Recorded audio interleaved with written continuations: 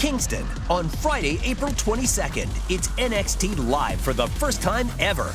Experience a historic night of incredible action as the next generation of WWE superstars make their triumphant debut in Kingston. Don't miss the worldwide phenomenon. The future is now. This is the place to be! This is NXT! It's NXT Live in Kingston, Friday, April 22nd. Tickets are available. This is Mick Foley. This is Harley Race. This is Shelton Benjamin. This is Mr. Wonderful Paul Orndorff. This is the Monster Abyss. And this is Daniel Bryan. This is JBL, and you're watching the MWF. Be there live.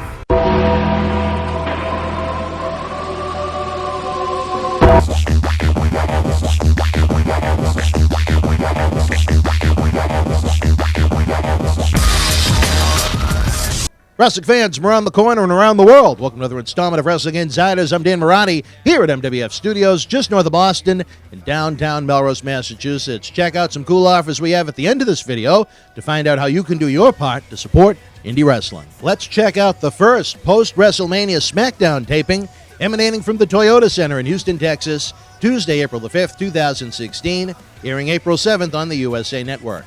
In a dark match before the cameras started to roll, Dolph Ziggler defeated Stardust. For the main event program on the WWE Network, it was the WWE Tag Team Champions New Day defeating The Ascension.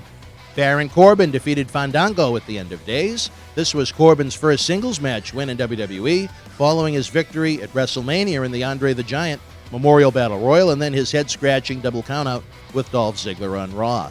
Paige defeated Emma in what was formerly a Divas match, but now, I'm proud to say, was classified as a women's wrestling match. Big thumbs up. On SmackDown, the new WWE World Heavyweight Champion Roman Reigns opens the show, saying he's not trying to be a good guy, he's not trying to be a bad guy, he's going to be the guy. I like the directed focus in what's hopefully going to be a much more serious, intense Roman Reigns. Leave the jokes, the laughing, the 20-minute promos in 2015. Call it a learning experience because it did not work. AJ Styles comes out to a huge ovation, congratulates Reigns on his win, but notes his own big win on Raw in the fatal four-way main event. Reigns tells AJ he's beat guys all over the world, but AJ hasn't beat him, and he won't beat him. Reigns pats AJ on the shoulder and leaves as the SmackDown main event of AJ and Cesaro against Chris Jericho and Kevin Owens is announced. In what should be considered an upset, the debuting Vaudevillains defeated the Lucha Dragons in tag team action, with WWE U.S. Champion Kalisto taking the pin. It'll be interesting to see how familiar the Houston fans are with the Vaudevillains from their work in NXT. I love tag team wrestling, and it's heating up in WWE with the Vaudevillains as well as Enzo and Cass debuting on the main roster this week.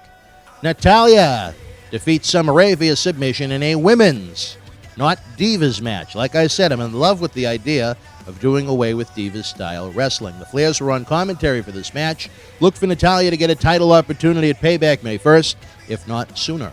In a return match from Raw, the new Intercontinental Champion The Miz defeated the guy who won it at WrestleMania, then lost it the next night on Raw, Zack Ryder. The Miz's new valet / his wife Maurice distracted the referee, allowing The Miz to do what heels do, cheat, and hit the skull-crushing finale for the win. Feel like the Intercontinental title has been devalued this week. After a year of building it up as something important again, they put the belt on two undercard guys that usually work superstars in main event tapings without any kind of build-up to either one of them. That's disappointing to me. If you wanted to go this route with The Miz, Zack Ryder, I agree with it 110%. They both could use a fresh coat of paint. They certainly could use a push. They're both very talented individuals, but just to throw it on them for no reason, I think that is a big thumbs down. Again, the refocusing WWE has done on both is a good thing, but the timeline is off, in my opinion. Fresh off a win in his WWE debut Monday night, Apollo Crews defeated Curtis Axel with the spin-out powerbomb.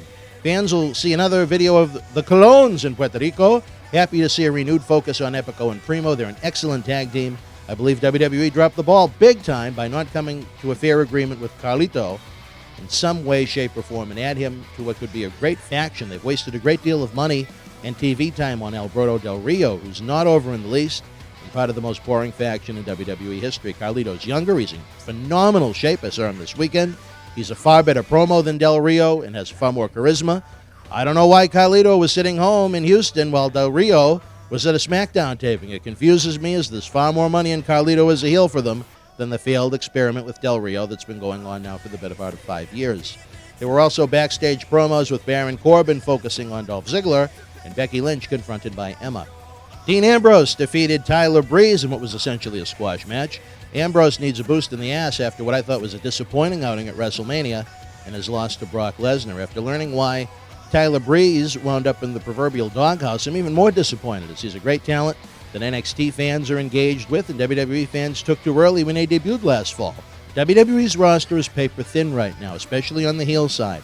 Having Tyler Breeze squashed week after week when he could be in meaningful storylines and feuds that WWE fans would like is insane to me. Whatever political issues there might be, take care of that behind the scenes. Don't take it out on WWE fans that want to enjoy WWE television and pay-per-views. It's crazy to me. AJ Styles and Cesaro defeat Chris Jericho and Kevin Owens. Owens has AJ on the ropes only to be distracted by Sami Zayn. Referees try to stop Zayn from getting to ringside, and then AJ schoolboys Owens for the win. Owens and Zayn wind up in a pull-apart brawl. That leads to the Dudley Boys coming out to double-team AJ Styles. Roman Reigns hits the ring and cleans house, and he and AJ, the number one contender, stare each other down as SmackDown goes off the air. After the fact, Jericho asks AJ to apologize for calling him Y2 Jackass. Styles hits the Styles Clash.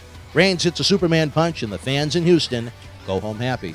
Imagine the week the athletes in WWE had wrapping up this year's WrestleMania experience. I imagine they're ready for a good night's sleep wherever their home is. SmackDown sounds good. I look forward to it Thursday night.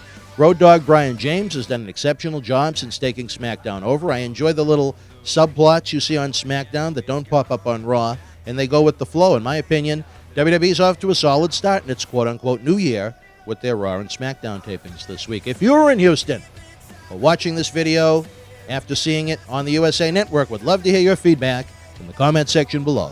Fans, check out the MWF store. We have some awesome deals for you, and every purchase helps us continue to produce more live wrestling events and free video content for your wrestling enjoyment.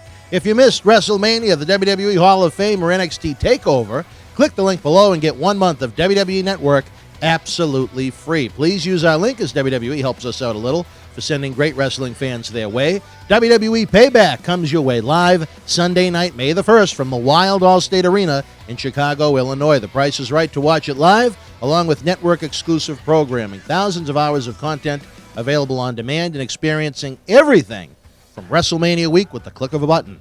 Do your shopping with Amazon.com and WWEshop.com using our links below and help support indie wrestling. No matter what you buy on either website, including non-wrestling merchandise on Amazon, we get a thank you from our online partners. Doesn't cost you one extra penny. Fans, the Millennium Wrestling Federation's 15th anniversary celebration is upon us this summer. What we've been able to produce and experience in a decade and a half is amazing, and we're going to keep building more and more great content for your enjoyment anywhere on this planet. Continue to check out the BostonWrestling.com super site. Like us on Facebook. Follow us on Twitter at MWF2001. And subscribe to our YouTube channel with more than 900 free videos. Until we speak again, folks, you and yours, be well.